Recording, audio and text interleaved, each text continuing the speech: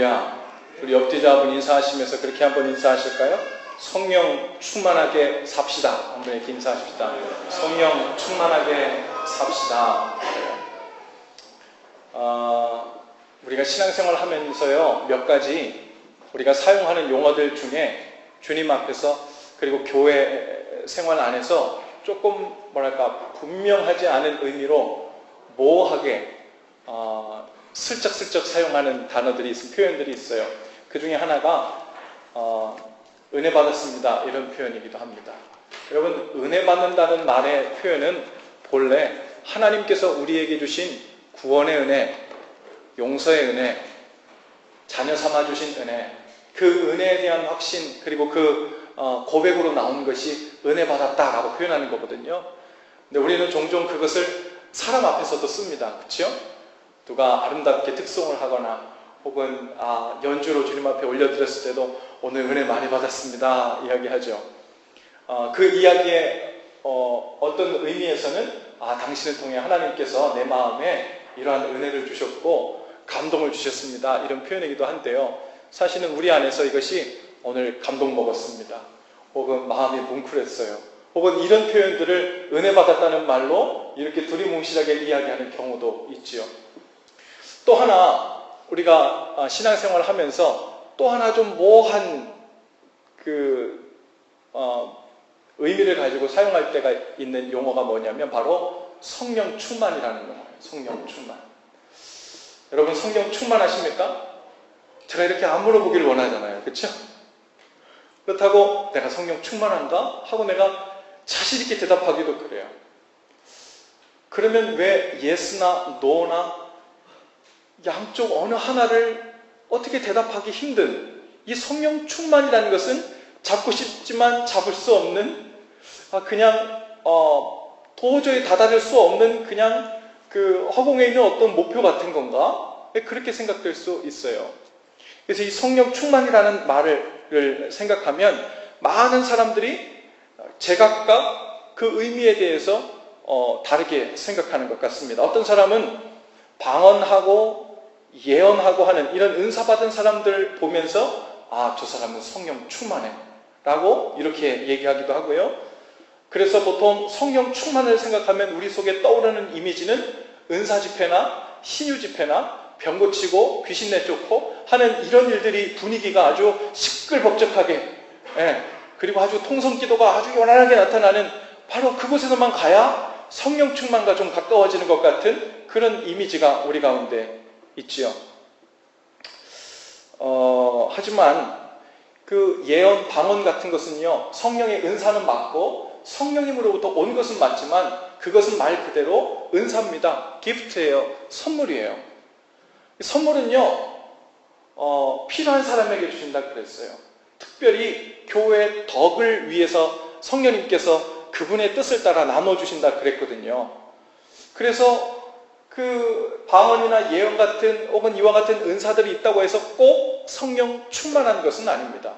어떤 사람은요, 성령의 은사를 받긴 했는데 나중에는요, 그 은사를 자기 교세를 늘리거나 혹은 재물을 위해서나 혹은 자기 욕심을 채우기 위해서, 자기 인기를 위해서 그렇게 왜곡되게 사용하기도 합니다.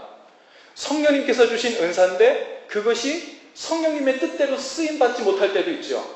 그러니 방언을 하고 예언을 하고 은사를 많이 받았다 해서 꼭 우리 안에 계신 성령님의 뜻대로 가는 것이 아니에요. 그러니까 그것이 꼭 성령 충만하다고 볼 수 없지요. 어떤 사람들은요, 모든 예배와 봉사에 열심인 사람들이 있습니다. 마찬가지로 그런 사람들도 물론 성령이 충만해서 주님의 일에 열심이고 예배도 열심히 하고 교회 일에 충성할 수 있습니다. 하지만 어떤 사람은 성격상 모든 일에 열심인 사람이 있어요. 어떤 사람들은 성격상 긍정적인 사람이 있어요. 그 사람들 보면서 성령 충만해서 그런 건지 본래 성격상 그런 건지 다를 수 있습니다. 또 어떤 사람들은요, 교회, 봉사 이러한 것에 열심을 내는데 우리가 생각하는 건 전혀 다른 이유로, 다른 동기로 열심을 내기도 합니다. 어떤 사람은 자기 안에 죄책감이 너무 많아서요, 이렇게 봉사하고 또 선교하고 혹은 하나님 기뻐하실 만한 일들에 열심히 동참함으로 인해서 그 어떤 죄들을 좀 씻겨내서 마음을 좀 홀가분하게 가지려고 하시는 분들도 있지요. 제가 들은 어느 장로님은요, 주말 토요일이 되면 거의 빠지지 않고 룸사롱에 간답니다. 장로님인데 술을 진탕 드시고 토요일 저녁에 그렇게 죄악 가운데 빠져 사시다가 그렇게 취했어도 주일날 아침에는 착각 아주 제일 먼저 일어난대요. 교회 제일 먼저 와서 안내도 하고요, 주차장 주차 관리도 하고요, 그러신대요. 사람들이 볼 때는 야, 저렇게 열심히고 저렇게 충성스럽고 저렇게 겸손하신 분이 있나 그러면서 아주 충성스러운 그리고 성령 충만한 분으로 보이는데, 나중에 가서 이분이 왜 이렇게 이런 그 삶의 패턴을, 신앙의 패턴을 가지고 계신가 봤더니 토요일날 저녁에 가서 그렇게 죄를 짓고서는요, 이거 주일날 그렇게 열심히 봉사를 안 하고 나면 죄책감 때문에 일주일 마음 편하게 살 수가 없어가지고 그 마음 때문에도 그렇게 한다는 거예요. 이 또한 진정한 의미에서 성령 충만을에서 나온 일이라 할 수 없겠지요. 성령 충만하게 되었다는 말은요, 말 그대로 성령님이 우리 안에 가득 차게 되었다는 말입니다. 가득 차게 되었다는 말. 어쩌면요, 우리가 성령님을 생각할 때 성령 충만이란 용어 때문에 마치 자동차에 가스를 주입하듯이 어떤 에너지나 힘 같은 것으로 상상하게 될 수 있는데, 물론 성경에서 성령님을 불같은 성령님, 바람 같은 성령님으로 비유하기 때문에 그렇게 생각될 수 있습니다. 하지만 성령님은 인격이신 분이십니다. 그래서 성령 충만하게 되었다는 말은 무슨 말이냐면 우리의 마음이 성령님의 생각과 뜻으로 가득 차게 되었다는 말이에요. 내가 원하는 뜻으로 가득 찬 게 아니라 내 안에 성령님께서 원하시는 그분의 뜻, 그분의 소원이 내 소원이 된 상태로 유지하고 가득 차게 된 상태, 그것이 바로 성령 충만하게 된 상태입니다. 내 생각과 내 뜻은 뒤로 밀려나고 성령님의 의지와 뜻이 우리 자신을 점령하신 상태, 그것이 바로 성령 충만입니다. 그래서요, 특별히 성령 충만은 언제 이루어지냐면요, 말씀과 연결될 때 이루어집니다. 할렐루야. 말씀을 들을 때 성령 충만이 이루어져요. 왜냐하면 성령 충만이라는 것은 그분의 뜻, 그분의 생각, 그분의 의지와 관련되어 있거든요. 성령님의 의지, 그분의 뜻이 우리 안에 가득 차는 거라 그랬어요. 그러면 성령님의 뜻이 무엇인지를 먼저 알아야 되거든요. 그것이 말씀을 통해 임합니다. 말씀을 접하지 않으면 성령님의 뜻, 그분의 의지에 대해서 연결이 되지 않아요. 그러면 그분 성령님의 의지와 뜻이 내 소원이 되지 못해요. 내가 감정적으로 뜨거워지는 것, 나도 알지 못하는 말을 하게 되는 것, 그것만으로 우리가 성령 충만하다고 그 증거라고 충분하게 얘기할 수 없습니다. 그래서 성령 충만은요, 아주 고요하게도 우리 가운데 임할 수 있어요. 말씀을 읽다가 내 생각과 뜻은 어느새 밀려나고 성령님을 통해 주님의 뜻만을 내 안에 온전히 받아들여 사모하는 상태가 되었을 때 성령 충만입니다. 방언이나 예언 같은 은사를 받은 적이 없어도 그 안에 오직 주님의 말씀과 뜻에 순종하고 싶은 마음으로 가득 차게 된 상태, 그 말씀에 이끌려 내 입이 제어되고 내 손과 발이 순종으로 제어되는 그 상태, 그것이 바로 성령 충만입니다. 성령 충만과 관련해서 오늘 본문에서는 우리에게 성령 충만하면 삶 속에 어떠한 독특한 두 가지 변화가 나타나는지에 대해서 우리에게 이야기해 주고 있어요. 먼저 31절 말씀에 보면요, 이렇게 문장이 시작됩니다. 빌기를 다하매 라고 했어요. 그 앞에 구절을 보면 어떤 내용이냐면 사도들이 이제 하나님께 기도합니다. 모여서 기도해요. 복음을 전파할 때 병도 낫게 하시고 표적과 기적이 나타나게 해달라고 하나님께 간구합니다. 그렇게 빌기를 다 했을 때 오늘 성경 말씀에 보니까 모인 곳이 진동했다 그랬어요. 그리고 무리가 다 성령이 충만했다 그랬습니다. 그리고 어떻게 됐대요? 담대히 하나님의 말씀을 전했다, 이렇게 이야기하고 있습니다. 여러분, 아니 모인 곳이 진동했으면요, 뭔가 놀라운 기적 혹은 신비스러운 일이 일어날 것 같지 않습니까?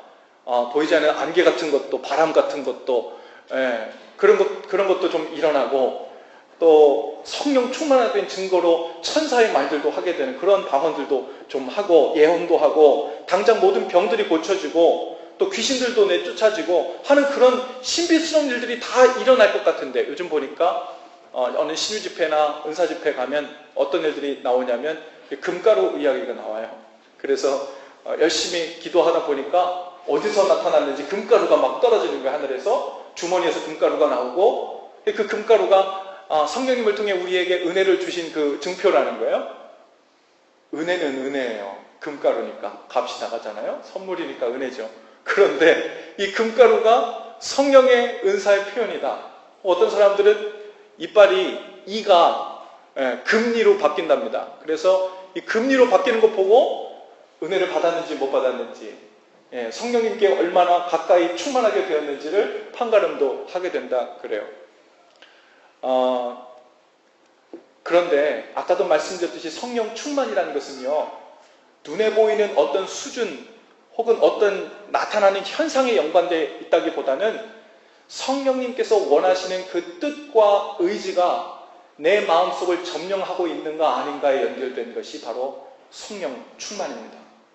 여러분, 마치 땅이 진동하고 사람들이 성령 충만하게 되면 그런 신비스러운 일들이 일어날 것 같은데, 오늘 말씀에서는 어떤 결과를 이야기하고 있냐면, 막 이렇게 몰아가다가 무리가 모인 곳이 진동하고 모인 사람들이 다 성령 충만하게 되어, 그 다음 서술어가 뭐냐면 그들이 담대히 하나님의 말씀을 전하니라 그랬어요.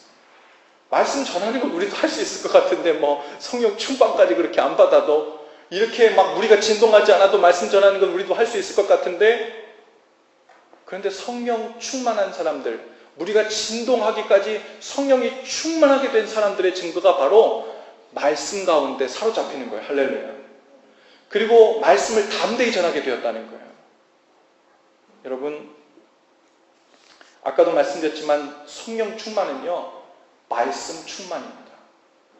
다른 말로 하면 말씀이신 주님의 뜻이 내 마음과 생각을 점령해서 그분의 뜻으로 내 마음이 가득하게 된 상태입니다.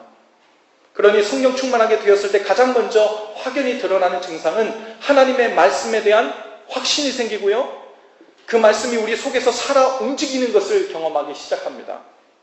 성경 말씀 구절을 그저 때가 돼서 외우는 정도가 아니라 그 말씀이 내가 사는 내내 우리 삶 전체의 삶 가운데 꿰뚫어 지나가고 적용이 되고, 그 말씀 앞에서 내 입과 내 손과 발이 어떻게 반응해야 될지가 계속해서 어플라이 되는 거예요. 하나님의 말씀이 오늘 아침에 찾아가는 새벽기도 말씀 듣다가, 오늘 이런 말씀 은혜 받았네, 오늘 이런 구절이 혹은 이런 표현이 내 마음속에 남았네, 그리고 하루 온종일 잊고 지내는 게 아니라 하나님께서 주신 그 말씀이 내 마음속에 입서서 그것이 곱씹어지고 마음에 계속해서 남아있는 상태에서 사람들을 만날 때 그 말씀이 어플라이 됩니다. 그리고 사람과의 만남 속에서 새롭게 대하게 되는 그 상황 속에서 하나님께서 아침에 주신 이 말씀을 대입해서 내가 무슨 말을 내뱉어야 할지, 무슨 손과 발을 내밀어 이들에게 나가야 될지가 결정되는 거예요. 어떤 상황들에 대하게 됐어요. 속상해요. 짜증나는 일이 있어요. 절망스러운 일이 있습니다. 그런데 그때 하나님께서 나에게 주신 그 말씀이 내 앞을 먼저 가로막는 거예요. 그리고 그 말씀을 믿음으로 받아들여 그 말씀이라는 여과기를 통과한 다음에 내 입이 어떻게 반응해야 될지, 내 손과 발이 어떻게 반응해야 될지, 즉 하나님께서 나에게 주신 그 말씀이 하루 온종일 밤낮으로 곱씹어지고 우리 마음속에 남아서 우리의 손과 발과 생각과 입술과 우리 마음을 제어하게 된 상태, 그것이 성령 충만입니다. 성령님께서 원하시는 그분의 뜻, 주님의 뜻이 우리의 마음을 사로잡게 되는 거예요. 그것은 어떤 은사와 같이 나타날 수도 있지만 은사 없이도 얼마든지 조용한 중에 나타날 수도 있어요. 여러분, 말씀 안에 완전히 잠기게 되어서 하루 온종일 그분의 말씀 가운데서 우리의 삶의 일상을 다 대하게 된 상태. 그래서요, 마가다락방에서 기도하던 120명의 성도들도 그들이 기도할 때 불의 혀같이 갈라지는 성령이 그들에게 임했는데 그들에게 방언도 임했죠. 근데 그들이 밖으로 뛰쳐나가서 뭘 했어요? 담대히 말씀을 전했어요. 복음을 전했다고요. 그때 세계 각국에서 절기를 지키러 예루살렘으로 모여든 사람들에게 복음이 전해집니다. 그때 하나님께서 주신 이 방언이 초점이 아니에요. 뭐가 초점일까요? 담대히 하나님의 말씀, 복음이 전해지는 게 성령의 증거예요. 그리고 그 앞에 있었던 이 방언은 뭐 할 때 필요한 거예요? 그 복음을, 그 말씀을 전할 때 필요한 도구예요, 도구. 그거는 때에 따라, 시간에 따라 있을 수도 있고 없을 수도 있습니다. 하지만 성령 충만의 증거로 나타나는 것은 우리가 말씀 가운데 잠기는 거예요. 그 복음으로 인해 우리의 심령이 떨리는 것입니다. 우리의 삶 전체가 하나님의 말씀에 사로잡히는 거예요. 그 말씀으로 인해서 입을 닫고 있을 수가 없어서 하나님께서 내 속에서 이런 일을 행하고 계시다고. 내가 절망하고 고꾸라졌어야 됐는데 하나님께서 나에게 이런 말씀을 주셔서 그 말씀이 내 안에서 이렇게 역사해가지고 내가 절망으로 빠지지 않고 실망으로 빠지지 않고 믿음으로 굳게 서서 내가 지금 이렇게 반응하며 살고 있다고. 내 안에서 일어나고 있는 그 신비한 성령의 일을 증거하고 담대하게 전하는 그 상태, 그것이 바로 성령 충만된 사람들의 증거입니다. 할렐루야. 여러분, 저와 여러분도 모두 진리의 말씀으로 충만하게 되어서 성령 충만케 되시길 주님의 이름으로 축원합니다. 성령으로 충만하고 싶지요? 그러면 이제 뭘 해야 될까요? 말씀을 더욱 가까이 해야 돼요. 말씀을 이전보다 조금 더 읽어보는 것을 이야기하는 게 아니에요. 온종일 하나님의 말씀이 내 삶을 점령하고 있어야 된다는 말입니다. 온종일 내 삶 전체를 꿰뚫으면서 내 삶을 흔들어 깨우는 말씀과 우리가 완전 혼연일체가 되어야 된다는 말이에요. 말씀과 온종일 동행한다는 말은요, 아침에 일어나서 말씀 하나 듣고 점심때 돼가지고 점심 먹을 때 성경 한 장 읽고 저녁 먹을 때 성경 한 장 읽고 잠자기 전에 성경 한 장 읽고 그래서 나는 온종일 주님과 말씀과 동행했네, 이런 걸 얘기하는 게 아니에요.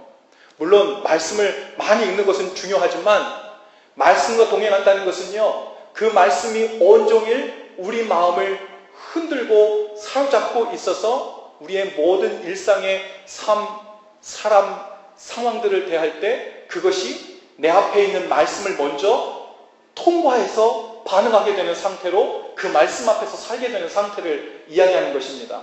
그것이 말씀과 동행하는 것이고 살아 움직이는 운동력이 있는 말씀을 경험하는 것이고 그 말씀과 동행할 때 그 말씀께 점령당해 살 때 우리의 삶이 변화되는 줄로 믿습니다.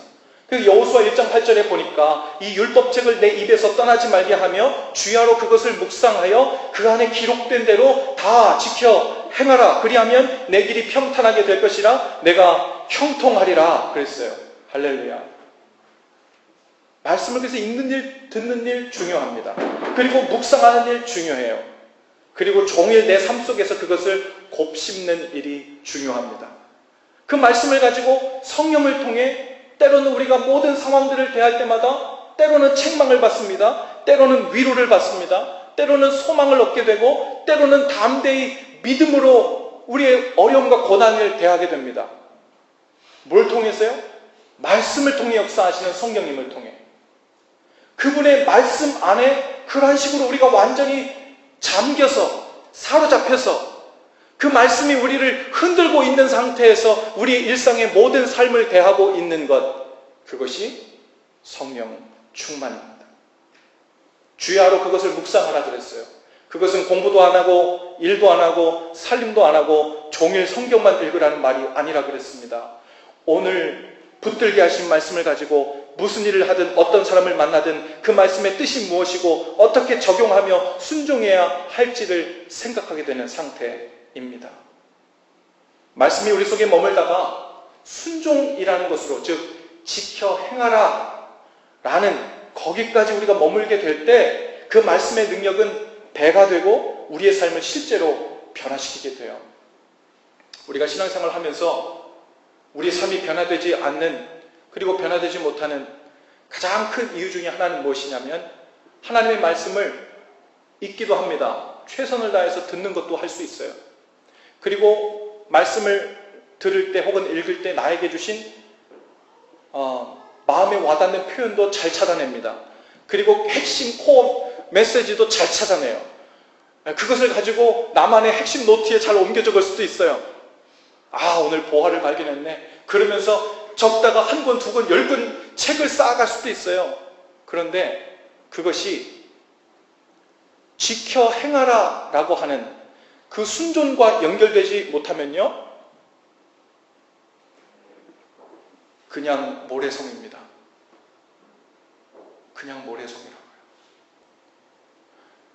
이 일이 계속 반복되면 우리는 더 큰 절망에 빠져요. 내가 그렇게 심오한 걸 깨달았다고 생각했는데, 내가 그렇게 은혜를 많이 받았다고 생각했는데, 성령님께서 나에게 깨달아 주신 생각이라 이것만 알면 진짜 이제 내 삶이 변할 거라고 생각했는데, 그런데도 내 삶은 안 변하네? 그리고서는 그 다음에는요, 말씀에 대한 길이 막혀버려요. 뭐 때문에요? 말씀의 능력이 없어서가 아니에요. 듣고 읽고 묵상하고 곱씹는 데까지 했는데 이것이 어디까지 안 가요? 지켜 행하는 것. 지켜 행하는 것은요, 우리의 믿음을 순식간에 몇 배로 점프하게 해주는 능력입니다. 지켜 행하는 것은 진짜 믿지 않으면 할 수 없거든요. 아무도 안 봐요. 그거 행했다고 누가 알아주는 사람 없어요. 박수 쳐주지 않아요. 그런데도 그걸 행한다면 그 사람이 그것을 행하는 이유는 오직 한 가지입니다. 누굴 의식했기 때문에요? 하나님을 의식했기 때문에. 성령님을 의식했기 때문에. 하나님께서 주신 말씀이라고 믿기 때문에. 진짜 믿는 거죠. 그러면 그 믿음이 얼마나 점프를 하겠어요. 지켜 행하는 건 단순히 율법적인 일이 아니에요. 우리의 믿음을 몇 배나 충천하게 해주는 엄청난 믿음의 비밀입니다. 아주 작은 일이라도 사람들이 아무도 안 보는데 내가 하나님께서 나에게 주신 말씀이라고 믿는 것에 순종해서 해야 할 말을 끊고 해야 할 행동을 멈추고 안 해왔던 것을 시작하고 그러한 것이 실제로 우리 삶 가운데 변화가 일어나면 살아계셔서 운동력이 있는 말씀의 능력을 우리가 경험하게 됩니다. 그러면 우리의 삶이 변하는 거예요. 우리가 삶이 변했다고 하는 것은 말 그대로 삶이 변하는 겁니다. 여러분, 우리의 삶이 변하시길 원하시죠? 삶은요, 일상이에요. 우리 삶의 어떤 특정한 순간을 삶이라고 그러는 게 아니라 일상과 일상이 합쳐져서 우린 그것을 라이프 삶이라고 얘기해요. 즉 삶이 변하길 원한다는 것은 우리의 일상이 변한다는 말이에요. 다른 말로 우리의 삶이 변하려면 일상이 변해야 되고 일상이 변하려면 하나님의 말씀이 우리의 일상 속에서 적용돼야 돼요. 우리의 일상과 만나지 않는 하나님의 말씀은 우리의 삶을 변화시킬 수 없습니다. 특별한 부흥집회 때 와서 은혜 많이 받았다고 해도 그것이 우리 일상으로 연결되지 않으면 삶이 변한 게 아니에요. 다시 그 자리로 돌아오게 되는 거예요. 그러니 여러분, 하나님의 말씀이 우리 가운데 떨어질 때 그것을 받고 곱씹고 묵상하고 이것을 오늘 하루 사는 동안 하나님께서 나에게 베풀어 주시는 상황 속에서 어떻게 이 말씀의 여과기를 통과해서 주님 원하시는 뜻 가운데서 반응할까? 내 입을 제어할까? 내 손과 발을 제어할까? 하나님의 영적인 성령의 컨트롤 가운데 들어갈까? 그러면 우리의 삶은 변하는 거예요. 할렐루야. 그 놀라운 은혜의 역사가 저와 여러분의 삶 가운데 있게 되기를 바랍니다. 두 번째로, 성령 충만하게 되었을 때 또 하나의 증거가 사람들 사이에 나타났어요. 오늘 본문 32절에 보니까요, 믿는 무리가 한 마음과 한 뜻이 되어 모든 물건을 서로 통용하고 자기 재물을 조금이라도 자기 것이라 하는 이가 하나도 없더라 라고 했습니다. 성령 충만하는 것에 관해서 두려워하는 사람들이 있습니다. 여러분도 그렇습니까? 난 성령 충만하는 거 무서워. 보통 두 가지 같아요, 이유가. 첫 번째는 아까 얘기했듯이 성령 충만에 대한 오해가 있는 거예요. 아, 나도 모르는 말을 내가 막 이야기하고 있으면 내 아내가, 와이프가 나를 어떻게 생각할까? 나도 모르는 중에 내가 예언을 하고 방언을 하고 막 선교사 가겠다고 막 하고 막 직장을 그만두고 내 가정들을 누가 컨트롤하나? 혹시 성령 충만하게 돼서 나도 모르는 일이, 제어가 안 되는 일이 내 삶 가운데 일어날까봐 하는 두려움이 아까 성령 충만에 대한 오해를 가지고 계신 분들 가운데 나타날 수 있어요. 그래서 성령 충만을 두려워하는 분이 있고요. 또 한 분은 어쩌면 오늘 우리가 읽은 말씀 같습니다. 성령 충만하면 재산 다 팔아 헌금하게 될까봐 두려워하는 것 같아요. 오늘 말씀해 보니까 성령 충만한 사람들이 자신의 재산을 다 팔아가서 사도들 앞에, 교회 앞에 두고 가난한 자들에게 나눠주게 했다고 그랬잖아요. 그런데 오늘 본문에서 성령 충만하게 되었다는 이 말씀의 핵심 포인트는 재산을 다 팔아 헌금하는 것이 아니에요. 재산을 다 팔아 사도들 앞에 두었다라는 것은 하나의 예고요. 그 안에 있는 코어 밸류, 그 핵심 포인트는 뭐냐면 더 이상 자기의 것을 자기의 것이라 여기지 않는, 그래서 더 이상 이기적으로 살지 않고 다른 사람을 위한 이타적인 삶으로 삶의 태도가 변했다는 것을 이야기하는 거예요. 할렐루야. 이전에는 다 내 거였어요. 내가 하고 싶은 거 해야 되고 양보가 없었고 내가 욕심나고 내가 이루고 싶은 꿈, 이것이 내 삶의 전부였어요. 그런데 성령 충만하고 나니까 내게 없어졌어요.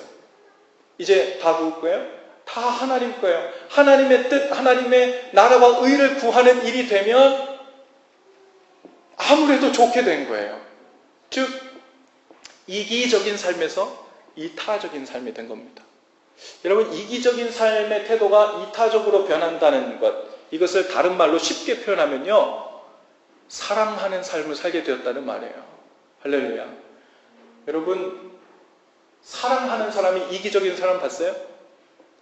진짜 사랑을 하게 되면요, 내가 원하는 대로 하지 않고 내가 사랑하는 사람 원하는 대로 살게 되죠. 그렇죠? 여러분, 교회를 사랑하십니까? 할렐루야. 우리 교회를 사랑하시면 어떻게 돼요? 내가 원하는 것 주장하지 않고 우리 교회가 원하는 것을 더 많이 생각하게 되죠. 여러분의 가족을 사랑해요? 가정 가운데 나는 남편인데, 나는 가장인데, 나는 아내인데, 나는 이런 것 따지면 내가 원하는 것을 구하게 되면 거기는 사랑이 존재하지 않는 거죠. 사랑이라는 것 자체가 이기적인 삶의 태도가 이타적으로 변하는 거예요. 그래서 성령 충만한 이 사람들의 태도는 이기적으로 내 것을, 내 소유를, 내 것을 가지고 있던 사람들이 이것을 이웃에게, 형제들에게, 자매에게, 교회에게 하나님의 뜻을 위해서 내어놓게 되었다는 거예요. 그것뿐만이 아닙니다. 우리의 삶의 모든 영역이 이 사랑하는 삶으로, 이타적인 삶으로 변해져 가는 것. 그래서 내가 사실은 희생하기 싫고, 섬기기 싫고, 내 뜻을 굽히기 싫고, 내 원하는 대로 하고 싶은데 성령 충만하게 되면 이타적이 돼요. 그래서 저 사람의 뜻, 저 사람의 생각을 먼저 생각하고 저 사람이 원하는 것을 먼저 해주려고 마음을 먹고요. 그러한 일들이 우리 가운데 생겨나기 시작하는 거예요. 왜냐하면 성령님의 뜻이 그것이기 때문에 그래요. 성령님의 뜻이 사랑입니다. 그래서 갈라디아서 5장 22절 23절에 보니까 성령의 열매는 사랑과 이렇게 시작하잖아요. 성령님의 뜻 중에 뜻은 사랑이에요. 그래서 이타적으로 살게 만드는 거예요. 나에게 집중하지 않고 이웃에게, 가난한 자에게, 작은 자에게, 섬김받아야 될 사람들에게 집중하며 살게 되는 것, 그게 사랑이거든요. 성령의 열매 9가지 보세요.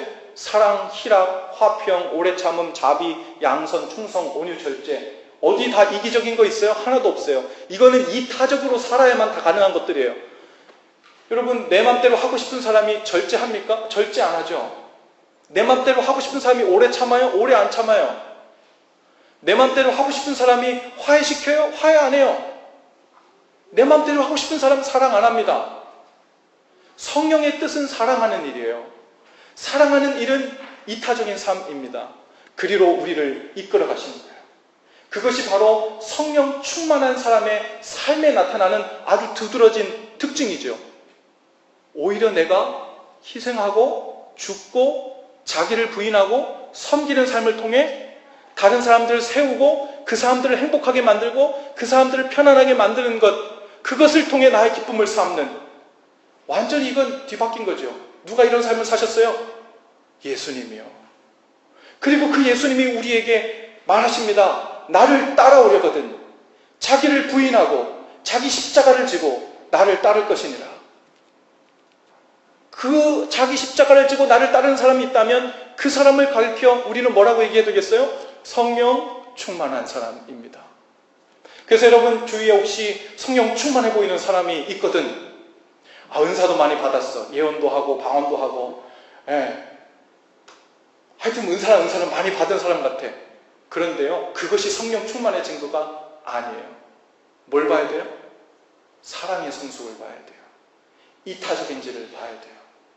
내가 예언도 하고 방언도 많이 받았는데 그 사람이 아주 폐쇄적이에요. 아주 이기적이에요.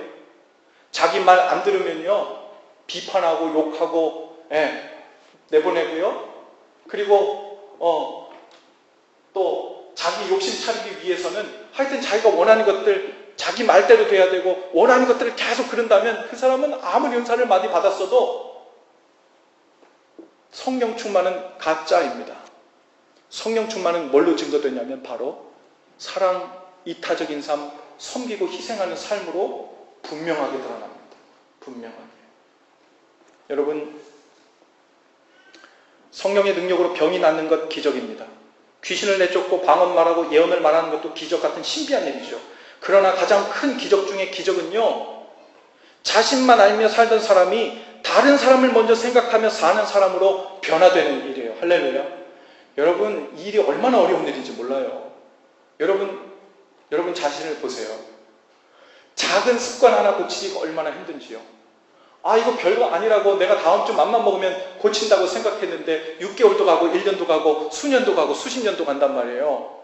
일이 그렇게 보통 어려운 일이 아니에요. 그런데 습관 하나 바꾸는 것도 이렇게 힘든데요. 삶의 태도 자체를 완전히 바꾸고 뜯어 고치는 것은요, 이거는 성령께서 허락하시는 마음을 완전히 새로 빚어주시고 새로운 피조물로 만들어주시고 완전히 죽었다고 거듭나게 하시고 부활시키는 일 없이는요, 영적으로 새롭게 되는 일 없이는 불가능한 일이에요. 그래서 우리의 자랑거리는 성령 충만이어야 하는데 그 성령 충만의 자랑거리는 방언 은사 받고 예언 은사 받은 일이 아니라 어떤 일이어야 돼요? 내가 성령 충만 받고 성령님 내 안에 계셔서 살다 보니까 무슨 일이 일어난 줄 알아? 글쎄 내가 져주기 시작해. 나는 진다는 걸 모르고 살았어. 다 내 뜻대로 내 마음대로 돼야 되는 사람이었어. 그런데 내가 져줘야 되겠다. 져주려고 애써야 되겠다. 이 생각들을 하기 시작하면요, 그 성령께서 역사하시는 증거입니다. 성령 충만하게 되어가는 증거인 줄로 믿습니다. 사랑이 시작되고 화해가 시작되고 절제가 시작되고 오래 참음이 시작되는 그 안에서 성령의 열매가 주렁주렁 맺어가는 증거입니다. 그런 일들이 우리 삶 가운데 나타나야 삶이 변화된 거예요. 지금 얘기한 9가지 성령의 열매는 다 일상의 삶 가운데 필요한 아주 필수적인 것들이에요. 우리 일상을 구성하고 있는 것들이거든요. 그러니 이러한 열매들이 나타나면서 일상을 산다는 것은 우리 일상이 변화되는 거예요. 일상은 삶입니다. 우리의 삶이 변화되는 거예요. 여러분, 우리 자신이 그렇게 변화되고 우리 배우자, 우리의 자녀들이 그렇게 변화되는 은혜가 있기를 바랍니다. 그것은 말씀이 우리 안에 온전히 거하고 성령이 우리 안에서 역사할 때 가능한 일이에요. 성령 충만하면 자동으로 이어지는 것, 그것이 바로 자기 부인이에요. 자기 부인. 제가 토요일날 찾아가는 새벽기도 때 말씀을 한 내용인데, 어느 그 강의를 듣다가 거기에서 아주 그 마음에 남는 이야기가 있어서 다시 한번 여러분과 함께 나누려고 하는데요. 심청전 아시죠? 심청전에 보니까 아빠 심공사가 있고 딸 심청이가 있잖아요. 그것이 십자가를 알고 하나님의 은혜를 아는 사람과 모르는 사람 사이의 관계를 설명하는데 얼마나 적절한지 모릅니다. 그 신봉사는 말 그대로 성은 심신데 마음심, 봉사는 보이지 않는다는 말이잖아요. 그 마음이 닫혀서 보이지 않는 사람을 신봉사로 상징합니다. 그리고 청이는 마음이 맑다라는 거예요. 마음이 맑은 사람, 눈이 뜨여서 보는 사람이죠. 그러니까 눈이 안 보여가지고 자기만 알고 이기적이고 자기 세상에 갇혀 사는, 영적으로 그렇게 신봉사가 된 사람, 그 사람을 위해서 심청이가 먼저 보는 사람, 열린 사람이 어떻게 합니까? 자기 몸을 임당수에 던져요. 생명을 던진다고요. 그리고 그 생명값으로 신봉사의 눈이 떠집니다. 이제 눈이 떠진 사람이 되는 거예요. 심청이가 되는 거죠. 신봉사가 심청이가 되는 거예요. 갑자기 얼굴이 굳어지면서 이해가 안 되는 듯한, 여러분, 제가 신봉사가 심청이가 되었다는 이야기는 지금 비유입니다. 여러분, 신봉사가 심청이가 됩니다. 말하자면 우리는요, 영적인 심청이들인 거죠.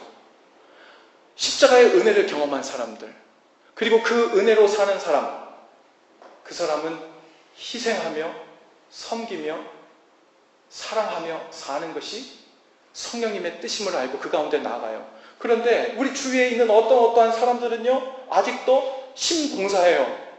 눈이 감겨지고 내가 원하는 건 먹고 살면 되고, 내가 좋은 걸 하고 살면 되고, 내가 하고 싶은 대로 자랑하고 살고, 뭐 그거 하는 것이 내 인생의 즐거움이고 목적이지, 여전히 그러고 사는 신봉사 같은 영적인 눈먼 사람들이 있다고요. 그 사람들 앞에서 심청이가 움직여야지 신봉사가 먼저 움직일 수는 없어요. 보는 사람이 움직여야 될 거 아니에요. 그렇죠?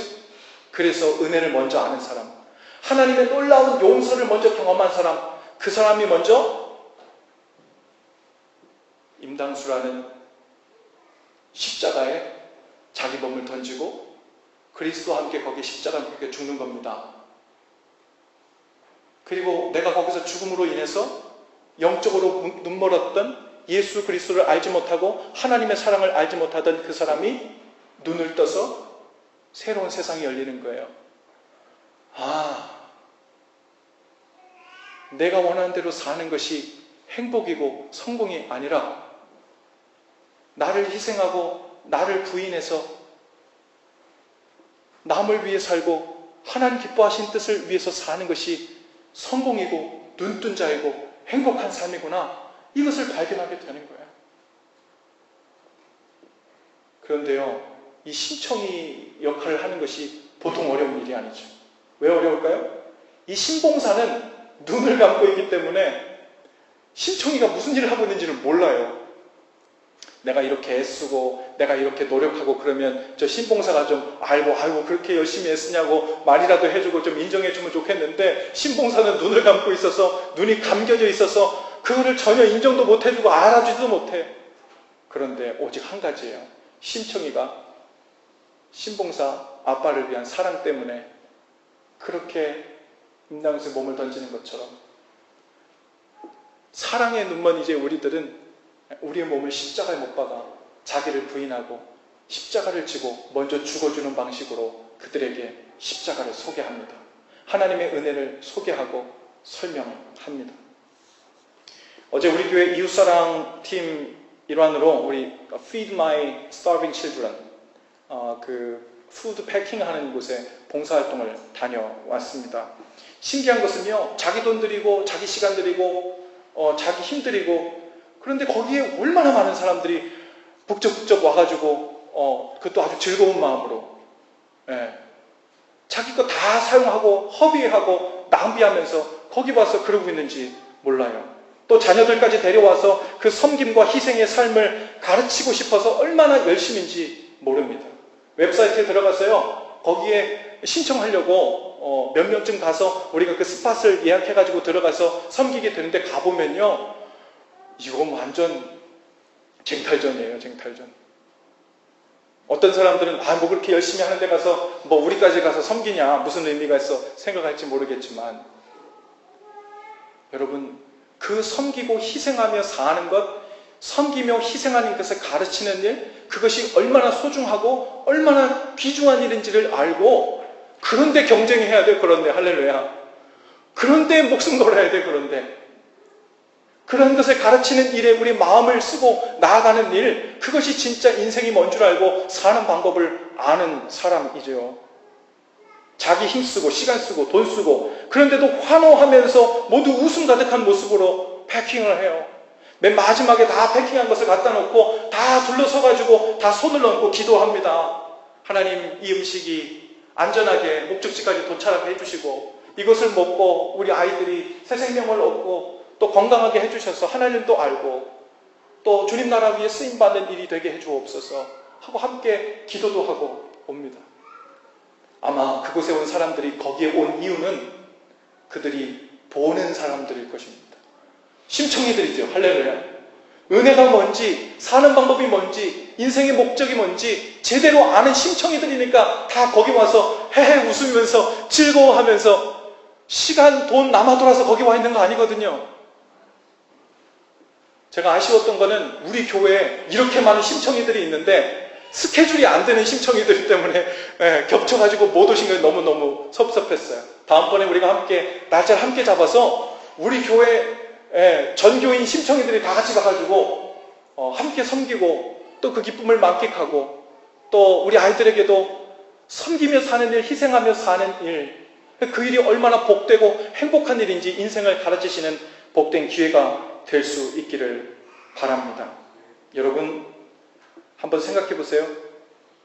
여러분의 몸을 던져야 될 심청이가 되어서 아직 영적인 삶이 무엇인지, 신앙생활이 무엇인지, 은혜가 무엇인지, 용서가 무엇인지, 용납이 무엇인지, 져주는 삶이 무엇인지 이것에 관해서 꿈도 꿔지 못하고 알지도 못하는 신봉사 같은 사람들 앞에서 도대체 나는 어느 임당수에 몸을 던져야 되나?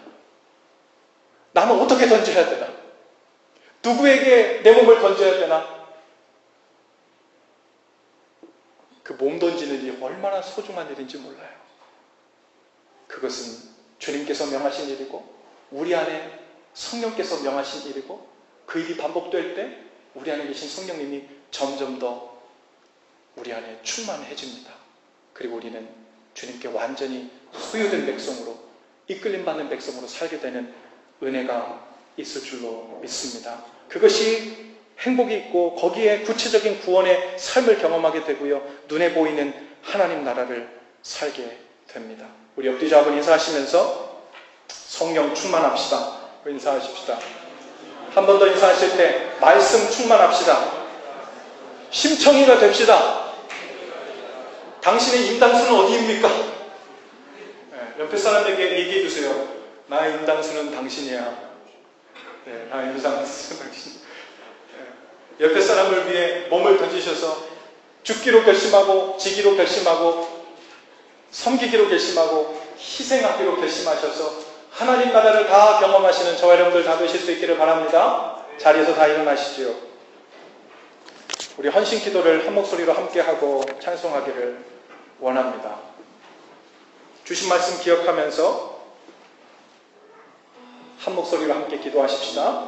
주님, 제 안에 말씀 부흥이 일어나길 원합니다. 그 말씀으로 제 삶을 흔들어 깨우시고 때로는 책망하시고 고치시는 성령님을 경험케 하옵소서. 제 뜻을 내려놓고 교회와 이웃들을 위해 희생하고 섬기는 삶으로 더욱 깊이 들어가길 원합니다. 그래서 주님과 더욱 친밀히 동행하는 진정한 성령 충만한 삶을 살게 하옵소서. 예수님의 이름으로